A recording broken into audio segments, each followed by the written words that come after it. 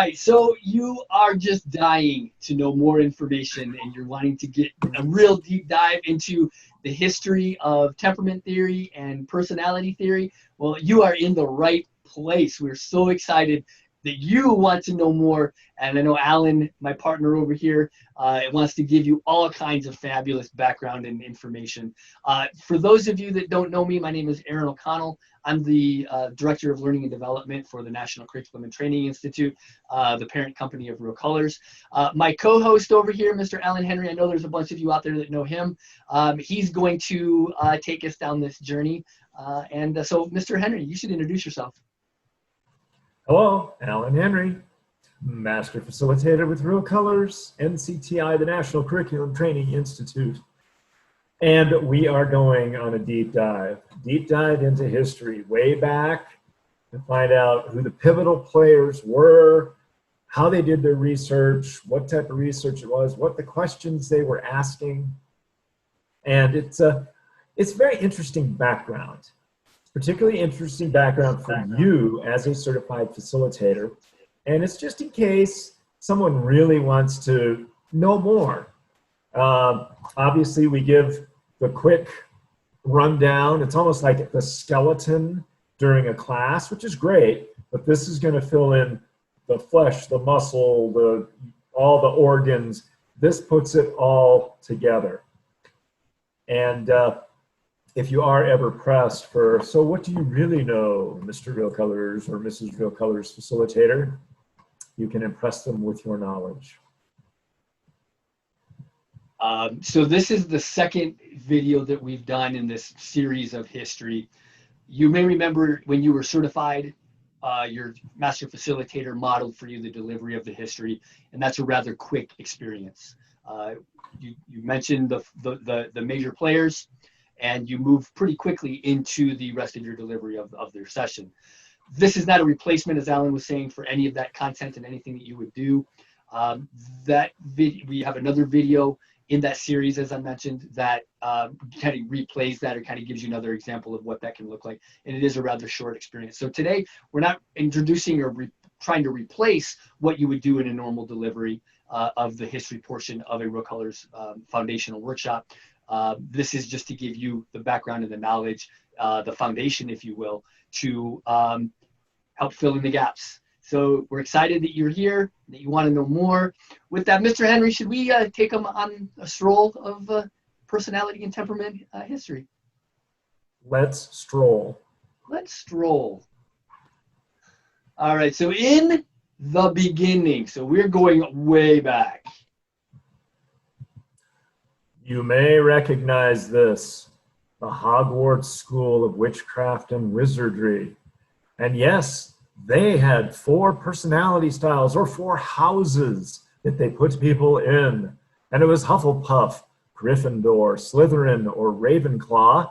And it was determined by the Sorting Hat. Well, is personality all just made up? No. And it is not just magic. It's for real. It has been researched and validated by many, many different people. We're going to take a look at a number of them as we take our little stroll. And let's move back to our first contestant. And that will be our little 400 BC bubble. It's still not magic. And here we go. Yay!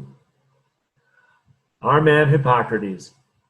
So Hippocrates, we start with Hippocrates generally. Now sometimes you can say, there's a little bit with ancient Egyptians and the ancient Egyptian hieroglyphics that there's some evidence of personality study, but the real good stuff comes from Hippocrates. Hippocrates is known as the father of medicine. And interestingly enough, his father was also a physician, he was also a medical doctor, and his name was also Hippocrates. So our Hippocrates really is Hippocrates II, or Hippocrates from Kos, K-O-S, because that's where he was born. In roughly, the C is circa, roughly around 460 BC, so a long, long, long time ago, thousands of years ago. And he died roughly in 377 BC, lived a pretty good life there in Larissa, Greece, or Larissa, Thessaly, a region in Greece. But again, Hippocrates is known as the father of medicine. So he studied under his father. The Hippocratic Oath, that's what a lot of people know about Hippocrates. Probably not written by Hippocrates, probably written about Hippocrates. And particularly, Hippocrates had the Hippocratic school of medicine. He really brought medicine to the forefront because originally it was kind of tied in with other disciplines and other professions. He made it into its own profession, into its own discipline. And he really advanced the study of disease, the study of clinical behavior, and medical ethics. And the medical ethics is really what led people to put together the Hippocratic Oath, or the do no harm. Now, Hippocrates also dabbled in, or talked about temperament, and the idea of disease. So disease, originally it was thought, was caused by gods and spirits. And they later found out, or determined actually, that it was really bodily fluids. And the term was called, or the medical theory was called humorism. But it was bodily fluids, which Hippocrates called temperaments, and it was after the Latin word temperare, which meant to mix. But let us move into humorism. As we see, or are going to see, there are two types of humorism. Here we have, oh no, I just burnt my Hawaiian pizza. Ready for this? Kind of zoom in. There it is. I guess I should have used the aloha temperature. Okay, end of joke. Place laughter here. That's one type of humorism. The other type of humorism is going to be body fluids. It's an ancient medical concept associating body fluids with personality traits. And the fluids were also associated with disease. They would say it was an excess or lack of, I lost my term yet, either an excess or lack of bodily fluids that caused different diseases. Well, Hippocrates postulated then, well, that probably can translate into personality types as well. The words he used were sanguine, choleric, melancholic, and phlegmatic, or blood, yellow bile, black bile, and phlegm, or respiratory fluids. Leave it to a doctor to come up with that. So humorism was the prevailing medical theory for about 1,000 years, and humorism also matched, or the four humors also matched with the four seasons and the four universal elements of earth, wind, fire, and water. Are you ready for more humor? All right, the four seasons joined with Frankie Valli and formed a little group, and Earth, Wind, and Fire also joined a little group. Water went off to do his solo act, but was quite unsuccessful. Yeah, next. But wait, there were others. A number of years after Hippocrates, Claudius Galenus, or just Galen, who was another very prominent, highly regarded physician, furthered the study of humorism and temperament. And again, there's the prevailing medical theory for about 1,000 years. It wasn't until the 1800s that a guy named Rudolf Virchow actually debunked the entire humorism theory. He was a German pathologist. And so when they started figuring out microbiology and microscopes and diseases, and germs causing diseases and viruses and so on, humorism kind of went out the window, although it still stuck around with personality theory in a way, or the four distinct personality types. We just sort of moved away from the body fluids. So let's fast forward here. Time flies like a time warp. And there's the time warp right now for all you Rocky Horror Picture Show fanatics. Let's do the time warp again. All right. We go through very early Middle Ages and move on into the Renaissance, very enlightened time, and then even through the Age of Discovery, Age of Exploration, colonial times. Now, there were some characters that we find, and we'll talk about them in a moment, but for the most part, not a whole lot was necessarily happening here until more or less the Age of Discovery. But who else do we have? Our other contributors, other doctors, other philosophers, other researchers. Immanuel Kant is one of the more famous individuals. He was in the 1700s. He was a German philosopher. We move on to guys like Rudolf Steiner and Alfred Adler, Eric Addicks. Wilhelm Wundt is another name, and he expounded more on the humorous theory. He believed all four temperaments, now get this, were basic dimensions of human personality, and most people had varying proportions of two or more. All four, top two. You have four temperaments. Everybody has them. You generally operate out of your top two. Thank you, Wilhelm.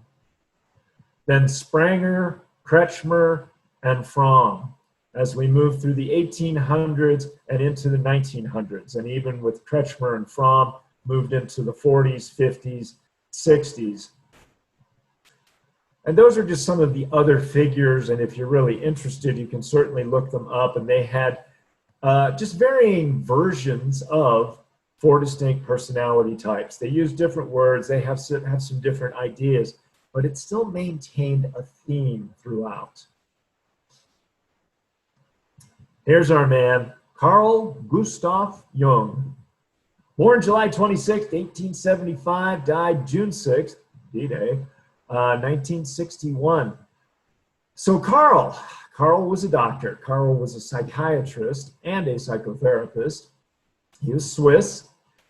His degree from the University of Basel in Switzerland. Married Emma Rauschenbach, and they had 5 children. He did work at the University of Zurich Asylum, and he also worked with Freud. He worked with Sigmund Freud in the early 1900s. They worked together for about 6 years.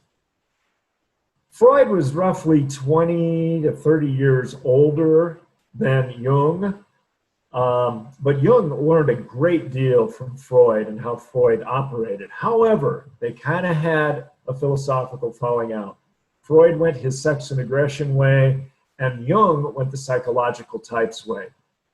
And so he wrote in 1921, published in 1921, The Theory of Psychological Types. He also was the first to really talk about introverts versus extroverts, and then the 4 psychological functions of thinking, feeling, sensation, and intuition. He wrote many books over the next 40 years. So who's next? Oh, yes, indeed. Catherine Briggs and Isabel Myers. Catherine is mom. Isabel is the daughter. So Catherine Briggs, she was homeschooled, and interestingly enough, brilliant woman. She entered college at the age of 14 and earned a degree in agriculture from MSU. You gotta love that, MSU. At the time, it was Michigan Agricultural University, then became Michigan State University, and we might have a little different idea of MSU equaling BS, but anyhow, that's for a different time. But she decided to become a teacher. She married Lyman J. Briggs, who was a research physicist, and then later became the director of the Bureau of Standards in Washington, D.C. This really helped when Isabel started to do a little more research. Because dad was a researcher, mom was a teacher, geared Isabel up for a lifetime of doing the research and validation for Myers-Briggs. But Catherine was really fascinated on theories of education and social development in children. She created a vocations test for kids and saw this as a key to their future happiness and well-being. She actually basically experimented on Isabel. Isabel was homeschooled, and she was hoping that Isabel was going to be a genius child. Isabel was pretty darn smart, but not quite the genius. But what really happened was when Catherine found Carl Jung's book, that is what catapulted everything as far as MBTI goes. Another interesting thing that when Isabel, and we'll talk about her in a minute, but Isabel went off to college and she met the love of her life, Clarence Chief Myers. And Catherine, when she met him, thought, you know, this guy is way different than any of our family members. So she had two choices, basically. I need to figure him out and understand where he's coming from, or I can just ignore and reject him. Now, ignoring and rejecting, not a good idea, because Izzy and Chief, that was his nickname, Izzy and Chief were quite the item. So Catherine decided, I need to figure out, I need to understand this man who eventually became her future son-in-law.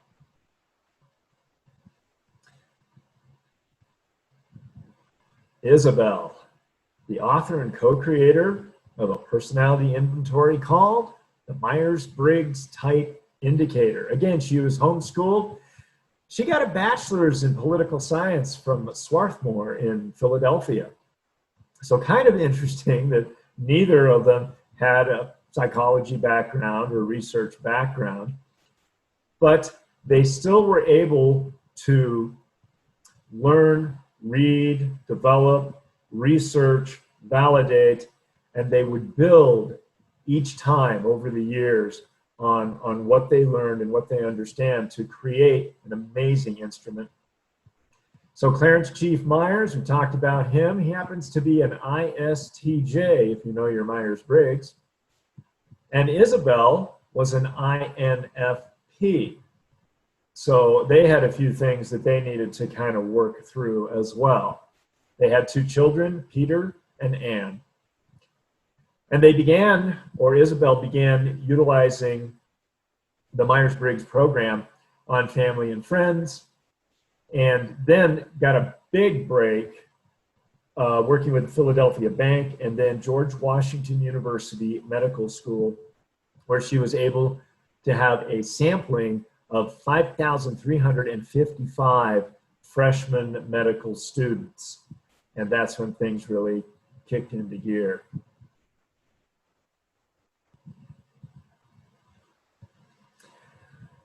We kind of fast forward now to David West Keirsey.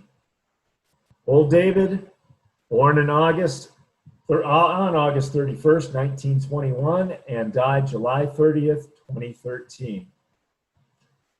In his early life, drafted into the Army, he joined, this is great, drafted into the Army, joined the Navy, and became a Marine fighter pilot. I like that, just kind of bop around through the various branches. He received a bachelor's degree from Pomona College and a master's and a PhD from Claremont University. He was youth counselor at a juvenile probation ranch home in the 1950s, 20 years as a public school psychologist. He called himself a corrective interventionist. So he spent a lot of time with kids, did most of his work with youth, and also Cal State Fullerton professor. So Keirsey traces his work. You've heard the names. Hippocrates, well, we didn't talk much about Plato and Aristotle, but they were there too. Adler, Kretschmer, Fromm, you name it. And then he did a lot of work with MBTI. looking at MBTI and the 16 types and the 4 temperaments. But Keirsey was really interested in observable behavior. What do I see and what can I deduce from what a person is doing? How do they act? How do they behave? And he created his own instrument. He created the Keirsey Temperament Sorter. And he used 4 basic terms. He uses guardian, artisan, rational, and idealist. But then he has subcategories in or under each of those terms. So it flows very well with Myers-Briggs. Now in 1978, he authors a tremendous book called Please Understand Me with Marilyn Bates. And in 1998, he authors and publishes another book. Now, Keirsey was very green, so his titles were a little less creative. Please Understand Me 2 was the next book that he came up with. He revised an expanded version, and I don't have my copy here. That's just terrible. Oh, yes, I do. No, I don't. All right, anyhow, you should get a copy. It is a very interesting book. It's a great read. It's very helpful, and it does run you through this history that we're talking about right now. But it really explains a lot. It puts a lot together, and then it even starts to do some comparisons, and then it will give examples of famous people, and he puts them into his various types and talks about them, and then also starts to connect, like he does a thing with parenting and children, and teaching and mates and leadership and so on. Excellent book. I don't get any royalties or anything like that, but if you really want a nice, easy, well, it's not that easy to read, but it's not too long, but it's very helpful, and it provides a tremendous amount of information. Whew! All right. We're moving into, after Keirsey, boom, here we come into Real Colors. Developed in the early 90s, and it's developed directly off of Keirsey's work with temperament theory. And it's about, again, observable behavior. And you can predict with decent probability if you see somebody, they have particular traits, those with similar traits, when given a similar circumstance, will likely act in a similar way. And it's not 100%, it's not all the time. There's so many other variables, because that's where nature and nurture come into play. Nature, you're born with certain things. That's your temperament. Nurture, that's the rest of your personality. It's your experiences. It's what you go through. It's what you learn. You have a lot of learned behavior. That's where it all starts to come together, and this is where Real Colors really shines. So Real Colors started in the community corrections field, and since then, we have branched out into basically every other field, all sorts of professions. You see it, education, government, corporate, military, health, ministry, counseling. We're just about everywhere, and soon we will be. So that is your walk through history, a bit of an expanded version. I hope you found it interesting. I hope it's helpful. Certainly, if you ever have any questions, you can give Aaron a call, because he knows all this stuff. Call any of us. Call us. Happy to talk to you about it. And especially if you ever get questions, sometimes they're real pointed questions, or sometimes people might say, you know, this is all crap. Like, well, that is your opinion. I just had so much success personally, and I have testimonials from so many people. Being in this business for as long as I have, literally, I've helped people in their marriages. This has helped me with my marriage. It's helped me with my kids. I know people in class who have they've had such aha moments. It's like, this is amazing. I have a better understanding, and that's what it's about. It's about understanding yourself. It's about understanding others. There's a lot of anecdotal research and testimonies. That's the beauty, that's the power of Real Colors. And then, of course, as you already know, or you will know, Real Colors, yeah, we have an instrument or an inventory. Well, yeah, so does everybody else. Yeah, we kind of divide you into 4 basic personality types. Yeah, so does everybody else. Oh, where does the rubber meet the road? The brightening. That's when you get to talk to people. That's when you figure things out. That's when you kind of see some of the differences, and you see how the colors blend together and the importance of the second color and how you can reach into your third and fourth color. And that it's not, you don't broad brush paint everybody into a corner. We're not labeling, we're not boxing people in, but this is amazing for team building, teamwork, leadership, understanding people, understanding others, better communication, better interactions, better relationships. And with that, I'm done. Mr. O. So thank you very much for taking the time to learn a little bit more and taking a stroll with us through temperament and personality history. Thank you very much. Everybody stay safe, and we'll be back in touch with you soon.